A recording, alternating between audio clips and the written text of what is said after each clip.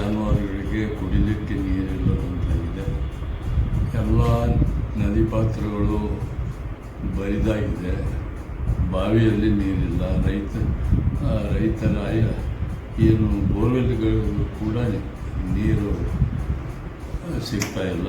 ಮತ್ತು ಎಷ್ಟು ಆಳವಾಗಿ ಬೋರ್ವೆಲ್ ಕೊರೆದರೂ ಕೂಡ ನೀರು ಬರ್ತಾ ಇಲ್ಲ.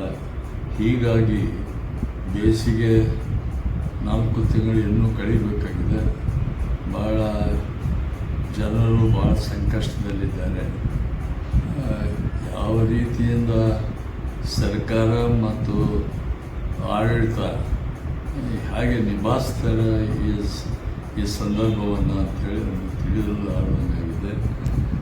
ಸರ್ಕಾರದಿಂದ ಟಾಸ್ಕ್ ಫೋರ್ಸ್ ವತಿಯಿಂದ ಖರ್ಚು ಮಾಡಿದ ಹಣ ಯಾವುದೂ ಸಾಲದಂತಾಗಿದೆ.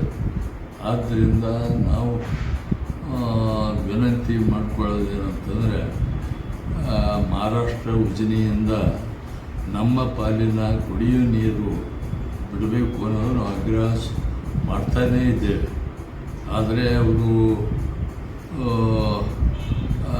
ಆ ಭೀಮಾ ನದಿ ಮೇಲೆ ಅನೇಕ ಮಹಾರಾಷ್ಟ್ರದಲ್ಲಿ ಬ್ಯಾರೇಜ್ಗಳನ್ನು ಮಾಡಿ ನೀರು ತಡೆ ಇಟ್ಟಿದ್ದಾರೆ. ಅಲ್ಲದೆ ಅವರು ಸೀನಾ ನದಿಗೆ ಟನಲ್ ಮುಖಾಂತರ ನೀರು ಒಯ್ದಿದ್ದರಿಂದ ಇವತ್ತು ಭೀಮಾ ನದಿ ಹರಿವು ನಿಂತು ಹೋಗಿದೆ.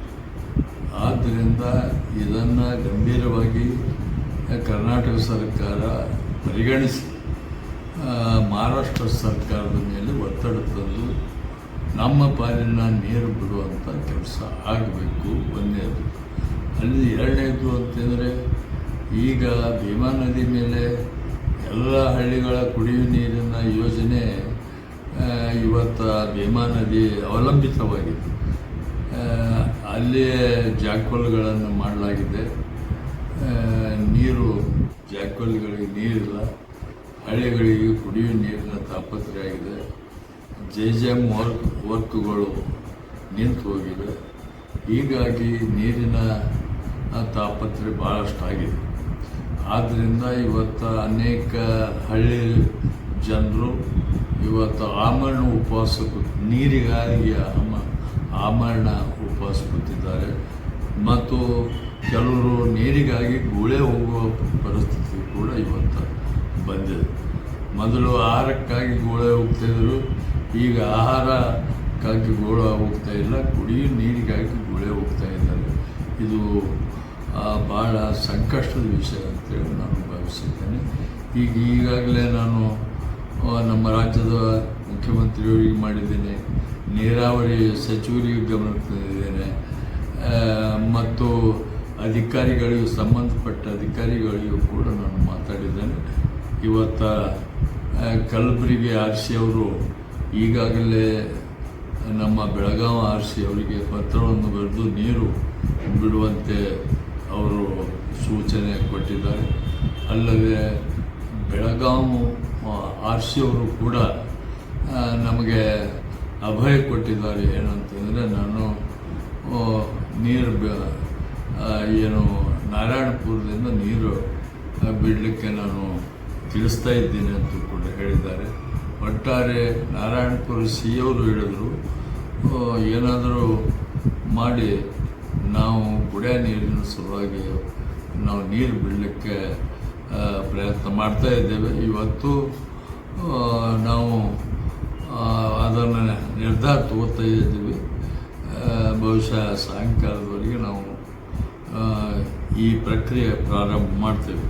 ಈಗಾಗಲೇ ನಮ್ಮ ನೀರು ಸಿಂದಗಿ ತಾಲೂಕಿನ ನವಲಿ ಹಳ್ಳದವರೆಗೆ ನೀರು ಹರಿಸಿದ್ದೇವೆ. ಮುಂದೆ ಇನ್ನೂ 20 ಕಿಲೋಮೀಟರ್ ಹರಿಸಿದರೆ ನಮ್ಮ ಭೀಮಾ ಸ್ವರ್ಣ ಬ್ಯಾರೇಜಕ್ಕೆ ನೀರು ತಲುಪಿಸ್ತದೆ. ಅದೊಂದು 2 ದಿವಸದಾಗ ಈ ಬವಣೆ ಕಡಿಮೆ ಆಗ್ತದೆ ಅಂತೇಳಿ ನನಗೆ ಅನಿಸ್ತದೆ. ಬೆಳಗಾನೂರ ಮುಖಾಂತರ ನವಲಿ ಹಳ್ಳಿ ಮುಖಾಂತರ ನೀರು ಬಿಡಲಿಕ್ಕೆ ಒತ್ತಾಯ ಮಾಡಿದ್ದೇವೆ. ಇವತ್ತು ಸಂಜೆವರೆಗೆ ಇದರ ಬಗ್ಗೆ ನಮಗೆಲ್ಲ ಮಾಹಿತಿ ಸಿಗ್ತದೆ.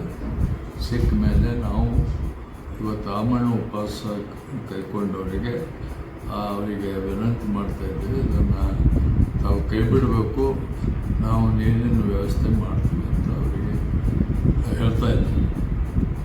ಧನ್ಯವಾದ. ವೀಕ್ಷಕರೇ, ಈ ವಿಡಿಯೋ ನಿಮಗೆ ಇಷ್ಟ ಆಗಿದ್ರೆ ಈ ಕೂಡಲೇ ಸಬ್ಸ್ಕ್ರೈಬ್, ಕಮೆಂಟ್, ಲೈಕ್ ಮಾಡಿ ಹೊಸ ವಿಡಿಯೋಗಳನ್ನು ಮಾಡಲು ಬೆಂಬಲವನ್ನು ನೀಡಿ.